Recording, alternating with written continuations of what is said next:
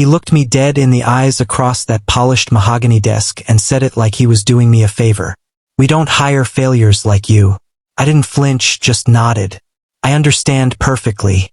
He smiled, smug and condescending the way only a man with inherited power can. I let him believe that was the end of it. But that sentence, it didn't sting. It ignited something. Not because I wanted a job at his company. I didn't. I never had. But because he used that word, failure, in front of people like I was some stray dog trying to sneak into the palace.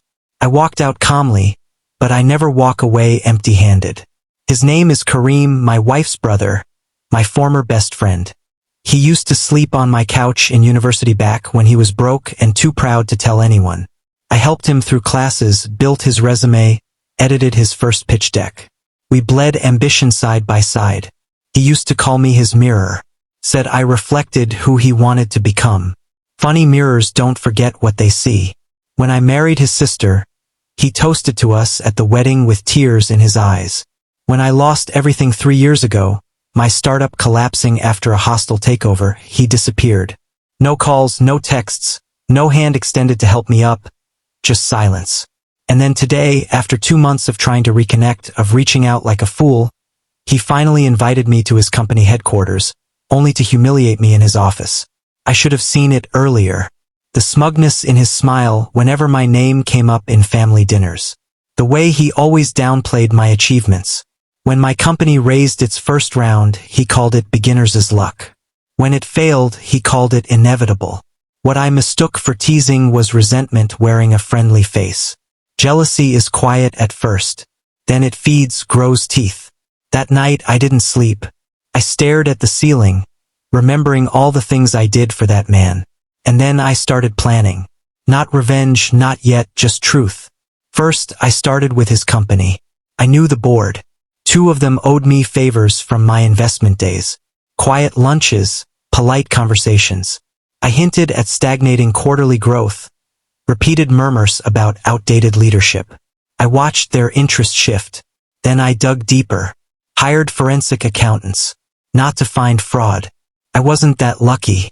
But inefficiencies, misallocations, vendors overcharging by design. It was all there. Sloppy. Typical for a man who never built what he ran. I compiled a dossier. Next, I studied the bylaws of his company. The board could vote in a new CEO if 2/3 agreed.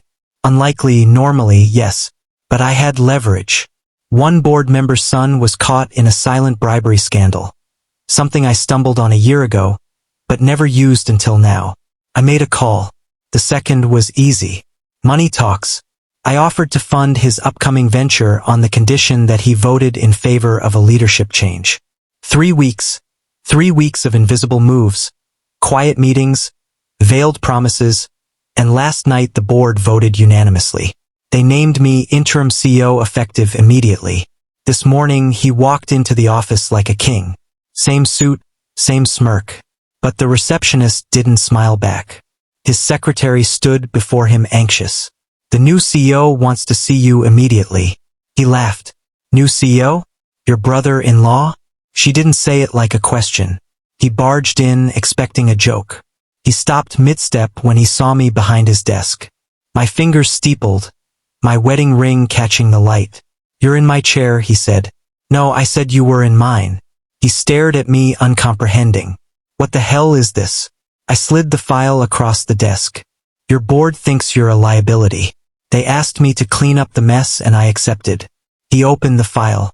Page after page. Financial leaks, staff turnover, missed expansion opportunities. The board notes, the final vote.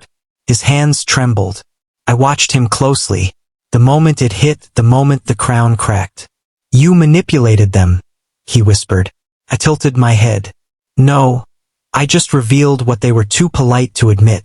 He leaned forward, voice shaking. "You think this makes you better than me?" "No," I said, rising. "I know it does." He looked at the walls, the view, the empire he didn't build, but pretended to rule and realized this wasn't just revenge. This was reclamation. Security escorted him out. He didn't fight, didn't shout. He just walked the same path I did weeks ago, head down, silent. Except no one offered him an "I understand." Later that evening, I stood alone in my office. My wife called. She didn't ask what happened. She already knew. I warned him, she said. I know. I'm proud of you. I didn't answer. Not right away. I looked at the city below, at the building I now controlled, the same one I once got banned from entering. He thought he won because I stayed quiet. He thought my calm meant defeat. But I've always believed in the long game because vengeance, it's best delivered without heat. Just precision and a locked office door waiting behind a secretor's calm voice. Some men build their legacy with words. Others build it with silence.